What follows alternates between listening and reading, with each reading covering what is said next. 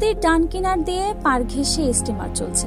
সাদা পাল তুলে একটা শান্ত নৌকার মতো যেন এই স্টিমার। এই গতি, নদীর জল কেমন গভীর সান্ত্বনাময়। নদীপথে স্টিমারের এই একঘেয়ে চলাফেরায় ঢের দেখেছিলেন সুকুমার, কিন্তু তবুও এই নদীগুলো, এই স্টিমার প্রতিবারই তাকে নতুন আবিষ্কারের জন্য অপেক্ষা করতে বলত।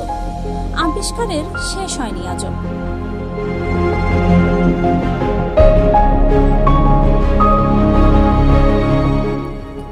দক্ষিণ বাংলার মানুষ ও প্রকৃতি তাদের নদীকেন্দ্রিক জীবন দেখতে প্যাডেল স্টিমার ভ্রমণ খুবই জনপ্রিয়। শুনে অবাক হবেন, বাংলাদেশে ভ্রমণ করা বিদেশিদের কাছে শতবর্ষী ঐতিহ্যবাহী রকেট সার্ভিস আরও বেশি জনপ্রিয়।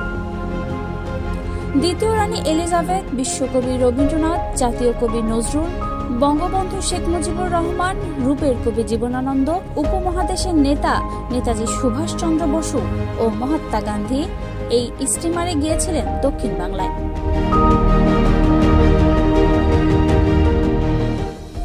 সারা বিশ্বে হাতে গোনা যে কটি প্যাডেল স্টিমার আছে তার মধ্যে 4 থেকে 5টি আছে বাংলাদেশে। প্রায় 100 বছরের পুরনো সরকারি রকেট সার্ভিসের আওতায় এখনো 4টি স্টিমার চলছে পাবলিক ট্রান্সপোর্ট হিসেবে, যা আর পৃথিবীর কোথাও এভাবে চলছে না। বাংলাদেশ অভ্যন্তরীণ নৌ পরিবহন সংস্থার অধীনে এগুলো চলাচল করে।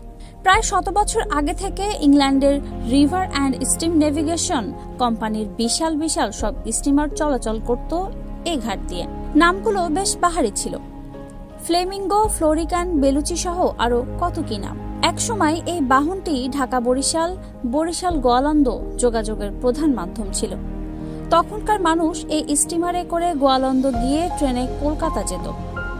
নদী বেষ্টিত এলাকা বলে বরিশালে কোনো রেলপথ নেই, কিন্তু ব্রিটিশ সরকার সেই আমলে বরিশালে রেলপথ সম্প্রসারণের উদ্যোগ নিয়েছিল।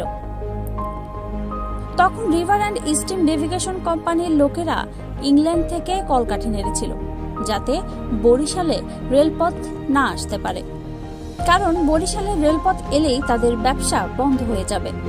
সেই থেকে আজ পর্যন্ত সারা দেশের সাথে বরিশালের রেল যোগাযোগ নেই।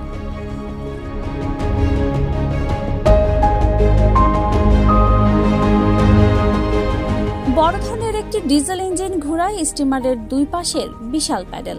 তবে গোড়ার দিকে এই স্টিমারে জ্বালানি হিসেবে ব্যবহৃত হতো কয়লা। পৃথিবীতে কয়লার ইঞ্জিনের প্রচলন কমে যাওয়ায় 80-র দশকের গোড়ার দিকে এসব প্যাডেল স্টিমারে ডিজেল ইঞ্জিন সংযোজন করা হয়। অধিকাংশ কেবিন বেশিরভাগ সময়ই আমলা ও সরকারি কর্মকর্তাদের দখলে থাকলেও কদাচিৎ পর্যটকরাও এগুলোতে ভ্রমণের সুযোগ পান। রকেট স্টিমারের প্রথম শ্রেণীর 12টি এবং দ্বিতীয় শ্রেণীর 10টি শীতাতপ নিয়ন্ত্রিত কেবিন আছে। প্রতিটি কেবিনে 2টি করে বেড, কেবিনের সঙ্গে নিজস্ব বারান্দা।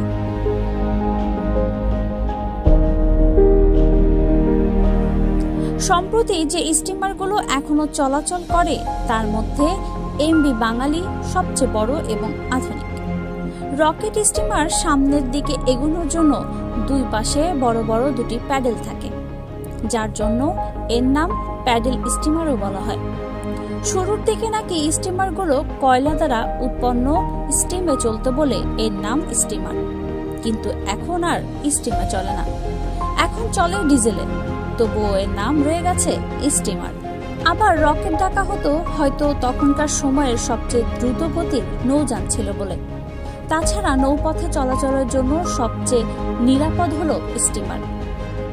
বাংলাদেশের ইতিহাসে ঐতিহ্যময় বাহনে নিরাপদ নৌভ্রমণ, সাথে সুস্বাদু খাবার ও চমৎকার সার্ভিস পাওয়া যায় কালের সাক্ষী এই স্টিমারগুলোতে। সফর শুরু হতে পারে কোনো এক সন্ধ্যায়, ঠিক 6:30টায় টিকিট কেটে স্টিমারে উঠে বসতে পারেন। ভোর শব্দ করে ঢাকা নারায়ণগঞ্জ শহরকে পাশ কাটিয়ে বুড়িগঙ্গা পাড়ি দিয়ে রকেট যখন মেঘনায় পড়বে তখন রাত 8টা কি 9টা বেজে যাবে। সোনায় সোহাগা হবে যদি রাতটা হয়, যদি চাঁদনির রাত। জ্যোৎস্নায় আলোকিত হবে চারপাশ, মেঘনার গভীর জলে চাঁদের আলোর খেলা জমে উঠবে। শাখা প্রশাখা সহ প্রায় 800 নদ নদী বিপুল জলরাশি দিয়ে বাংলাদেশের মধ্য দিয়ে প্রবাহিত হয়েছে। আর এই একটা সফরে গিয়েই বাংলাদেশের বিপুল সংখ্যক নদ নদীর বেশ কয়েকটিকে ছুঁয়ে যাওয়া সম্ভব, অনুভব করা সম্ভব প্রতিটি নদীর সক্রিয়তা। বুড়িগঙ্গা, ধলেশ্বরী, মেঘনা, ডাকাতিয়া, কীর্তনখোলা, বাঁশখালী, গাবখান নদী, সন্ধ্যা নদী, কালীগঙ্গা, কাৎসা নদী, বালেশ্বর এবং পাঙ্গুচি অন্ততপক্ষে এই 13টি নদীর বুক চিরেই ঢাকা থেকে মোরেলগঞ্জ পৌঁছায় প্যাডেল স্টিমার। রকেট স্টিমারগুলো পুরাতন হলেও অত্যন্ত নিরাপদ ও নির্ভরযোগ্য। গত 90 বছরে এই স্টিমারগুলো বড় ধরনের কোনো দুর্ঘটনায় পড়েনি। হয়তো বন্ধ হয়ে যাবে ইতিহাস সমৃদ্ধ এই প্রাচীন বাহনগুলো কোনো একদিন। ইচ্ছা থাকলেও এই ঐতিহ্যের স্বাদ নেওয়া যাবে না। তাই সময় থাকতেই বেরিয়ে পড়ুন একটা দিন হাতে নিয়ে ঐতিহ্য ও ইতিহাস সমৃদ্ধ এই প্যাডেল স্টিমার ভ্রমণে। নদীমাতৃক বাংলাদেশকে আরেকবার দেখতে আর পানিতে ভেজা অন্যরকম একটা ট্রিপ দিতে ঘুরে আসুন ঐতিহ্যবাহী এই বাহনে।